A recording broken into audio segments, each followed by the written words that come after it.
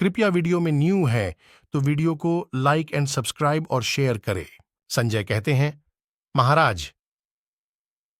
तदनंतर शकुनी के अनुचर क्रोध में भर गए और प्राणों का भय छोड़कर उन्होंने उस महासमर में पांडवों को चारों ओर से घेर लिया।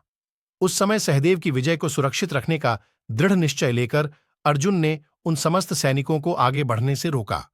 उनके साथ तेजस्वी भीमसेन भी थे, जो कुपित हुए विषधर सर्प के समान दिखाई देते थे। सहदेव को मारने की इच्छा से शक्ति, रष्टि और प्रास हाथ में लेकर आक्रमण करने वाले उन समस्त योद्धाओं का संकल्प अर्जुन ने गांडीव धनुष के द्वारा व्यर्थ कर दिया। सहदेव पर धावा करने वाले उन योद्धाओं की अस्त्र शस्त्र युक्त भुजाओं, मस्तकों और उनके घोड़ों को भी अर्जुन ने भल्लों से काट गिराया। रणभूमि में विचरते हुए विश्वविख्यात वीर सव्यसाची अर्जुन के द्वारा मारे गए वे घोड़े और घुड़सवार प्राणहीन होकर पृथ्वी पर गिर पड़े। अपनी सेना का इस प्रकार संहार होता देख राजा दुर्योधन को बड़ा क्रोध हुआ। उसने मरने से बचे हुए बहुत से रथियों, हाथी सवारों, घुड़सवारों और पैदलों को सब ओर से एकत्र करके उन सब से इस प्रकार कहा, वीरों, तुम सब लोग रणभूमि में समस्त पांडवों तथा उनके मित्रों से भिड़कर उन्हें मार डालो और पांचाल राज धृष्टद्युम्न का भी सेना सहित संहार करके शीघ्र लौट आओ। राजन, आपके पुत्र की आज्ञा से उसके उस वचन को शिरोधार्य करके वे रणदुर्मद योद्धा युद्ध के लिए आगे बढ़े। उस महासमर में शीघ्रतापूर्वक आक्रमण करने वाले मरने से बचे हुए उन सैनिकों पर समस्त पांडवों ने विषधर सर्प के समान आकार वाले बाणों की वर्षा आरंभ कर दी। भरत श्रेष्ठ, वह सेना युद्ध स्थल में आकर महात्मा पांडवों द्वारा 2 ही घड़ी में मार डाली गई। उस समय उसे कोई भी अपना रक्षक नहीं मिला। वह युद्ध के लिए कवच बांधकर प्रस्थित तो हुई, किंतु भय के मारे वहां टिक न सकी। चारों ओर दौड़ते हुए घोड़ों तथा सेना के द्वारा उड़ाई हुई धूल से वहां का सारा प्रदेश छा गया था। अतः समरभूमि में दिशाओं तथा विदिशाओं का कुछ पता नहीं चलता था। भारत, पांडव सेना से बहुत से सैनिकों ने निकलकर युद्ध में एक ही मुहूर्त के भीतर आपके संपूर्ण योद्धाओं का संहार कर डाला। भरतनंदन, उस समय आपकी वह सेना सर्वथा नष्ट हो गई, उसमें से एक भी योद्धा बच न सका। प्रभो, भरतवंशी नरेश, आपके पुत्र के पास 11 अक्षौहिणी सेनाएं थीं, परंतु युद्ध में पांडवों और सृंजियों ने उन सब का विनाश कर डाला। राजन, आपके दल के उन सहस्रों महामनस्वी राजाओं में एकमात्र दुर्योधन ही उस समय दिखाई देता था, परंतु वह भी बहुत घायल हो चुका था। उस समय उसे संपूर्ण दिशाएं और सारी पृथ्वी सूनी दिखाई दी। वह अपने समस्त योद्धाओं से हीन हो चुका था। महाराज, दुर्योधन ने युद्ध स्थल में पांडवों को सर्वथा प्रसन्न, सफल मनोरथ और सब ओर से सिंहनाद करते देख तथा उन महामनस्वी वीरों के बाणों की सनसनाहट सुनकर शोक से संतप्त हो वहां से भाग जाने का विचार किया। उसके पास न तो सेना थी और न कोई सवारी ही। धृतराष्ट्र ने पूछा, सूत, जब मेरी सेना मार डाली गई और सारी छावनी सूनी कर दी गई, उस समय पांडवों की सेना में कितने सैनिक शेष रह गए थे? संजय, मैं यह बात पूछ रहा हूं, तुम मुझे बताओ, क्योंकि यह सब बताने में तुम कुशल हो। अपनी सेना का संहार हुआ देखकर अकेले बचे हुए मेरे मूर्ख पुत्र राजा दुर्योधन ने क्या किया? संजय ने कहा, राजन, पांडवों की विशाल सेना में से केवल 2000 रथ, 700 हाथी, 5000 घोड़े और 10,000 पैदल बच गए थे। इन सबको साथ लेकर सेनापति धृष्टद्युम्न युद्धभूमि में खड़े थे। उधर राजा दुर्योधन अकेला हो गया था। महाराज, रथियों में श्रेष्ठ दुर्योधन ने जब समरभूमि में अपने किसी सहायक को न देखकर शत्रुओं को गरजते देखा और अपनी सेना के विनाश पर दृष्टिपात किया, तब वह अकेला भूपाल अपने मरे हुए घोड़े को वहीं छोड़कर भय के मारे पूर्व दिशा की ओर भाग चला। जो किसी समय 11 अक्षौहिणी सेना का सेनापति था, वही आपका तेजस्वी पुत्र दुर्योधन अब गदा लेकर पैदल ही सरोवर की ओर भागा जा रहा था। अपने पैरों से ही थोड़ी ही दूर जाने के पश्चात राजा दुर्योधन को धर्मशील बुद्धिमान विदुर जी की कही हुई बातें याद आने लगीं। वह मन ही मन सोचने लगा कि हमारा और इन क्षत्रियों का जो महान संहार हुआ है, इसे महाज्ञानी विदुर जी ने अवश्य पहले ही देख और समझ लिया था। राजन, अपनी सेना का संहार देखकर इस प्रकार चिंता करते हुए राजा दुर्योधन का हृदय दुख और शोक से संतप्त हो उठा था। उसने सरोवर में प्रवेश करने का विचार किया।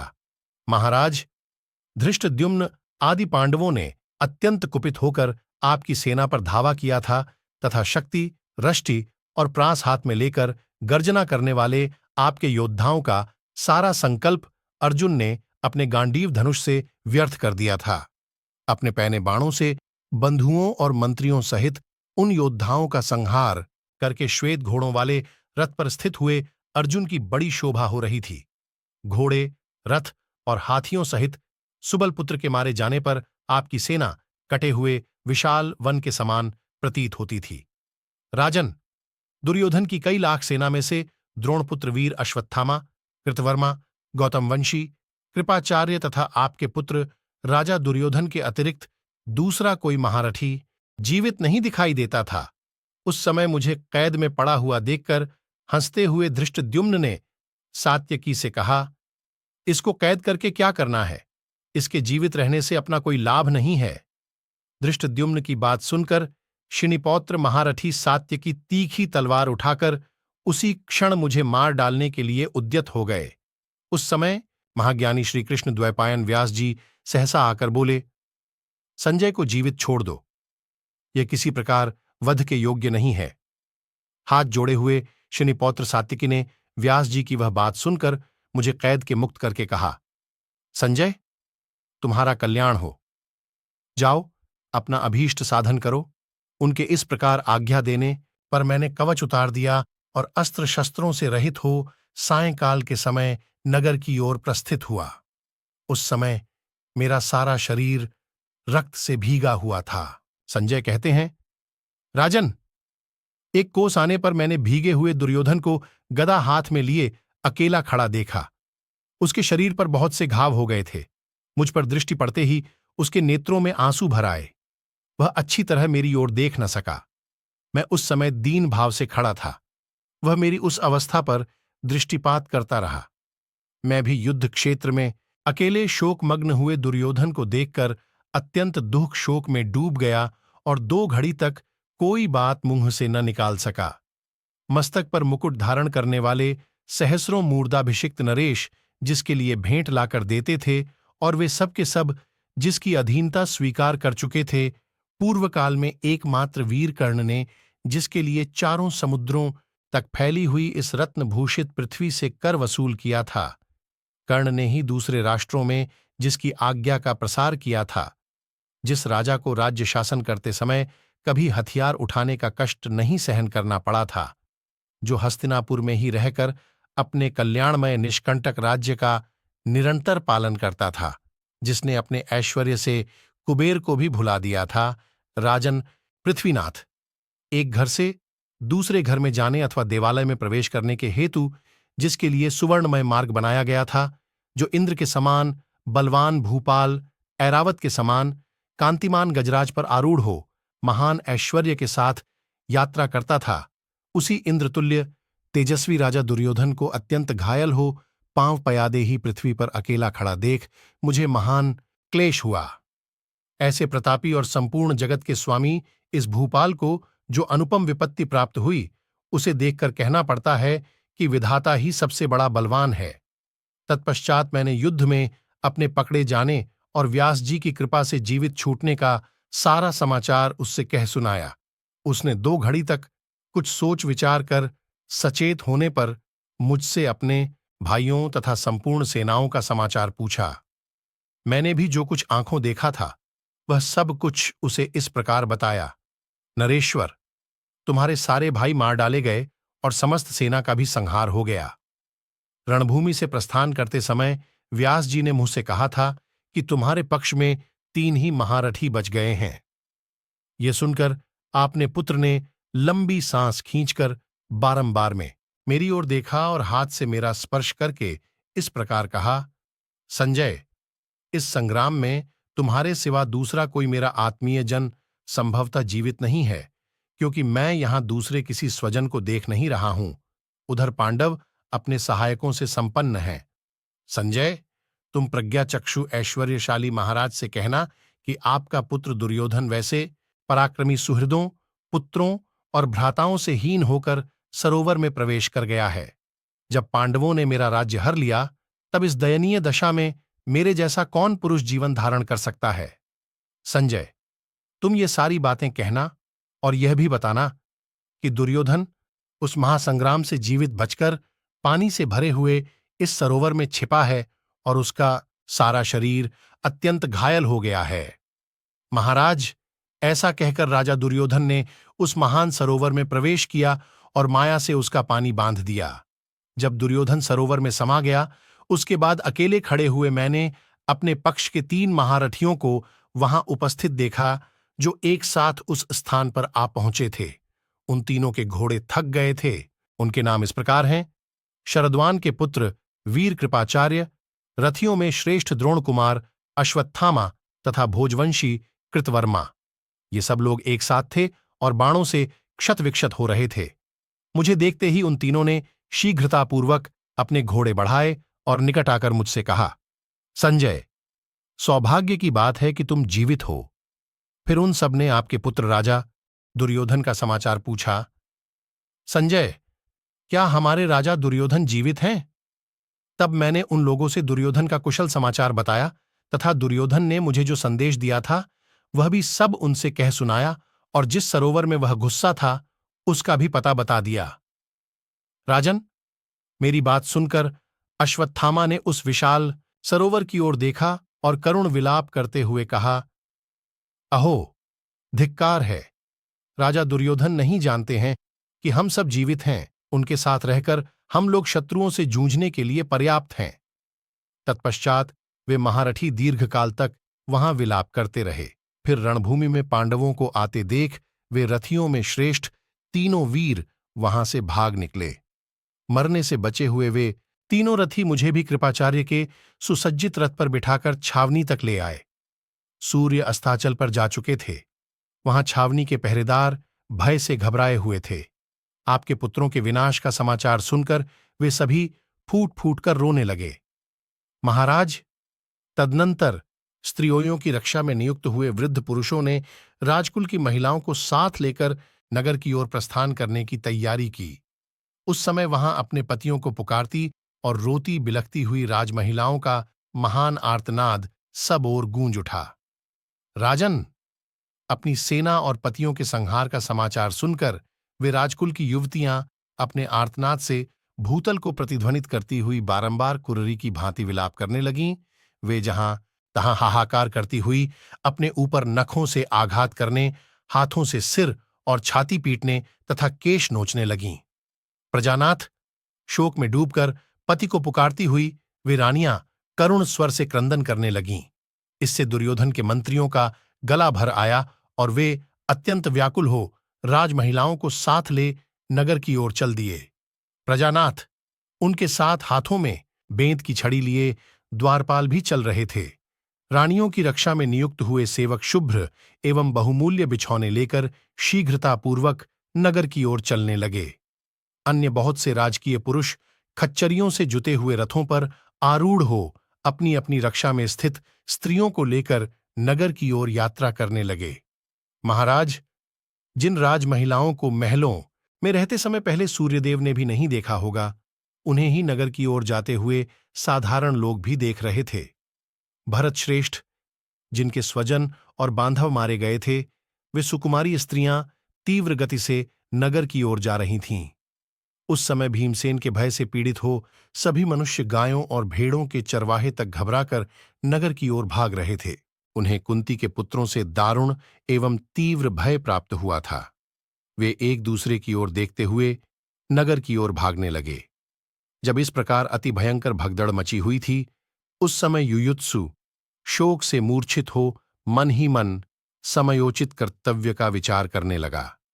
भयंकर पराक्रमी पांडवों ने 11 अक्षौहिणी सेना के स्वामी राजा दुर्योधन को युद्ध में परास्त कर दिया और उसके भाइयों को भी मार डाला। भीष्म और द्रोणाचार्य, जिनके अगुआ थे, वे समस्त कौरव मारे गए। अकस्मात भाग्य योग से अकेला मैं ही बच गया हूं। सारे शिविर के लोग सब ओर भाग गए। स्वामी के मारे जाने से हतोत्साह होकर सभी सेवक इधर उधर पलायन कर रहे हैं। उन सब की ऐसी अवस्था हो गई है जैसी पहले कभी नहीं देखी गई। सभी दुख से आतुर हैं और सबके नेत्र भय से व्याकुल हो उठे हैं। सभी लोग भयभीत मृगों के समान दसों दिशाओं की ओर देख रहे हैं। दुर्योधन के मंत्रियों में से जो कोई बच गए हैं, वे राज महिलाओं को साथ लेकर नगर की ओर जा रहे हैं।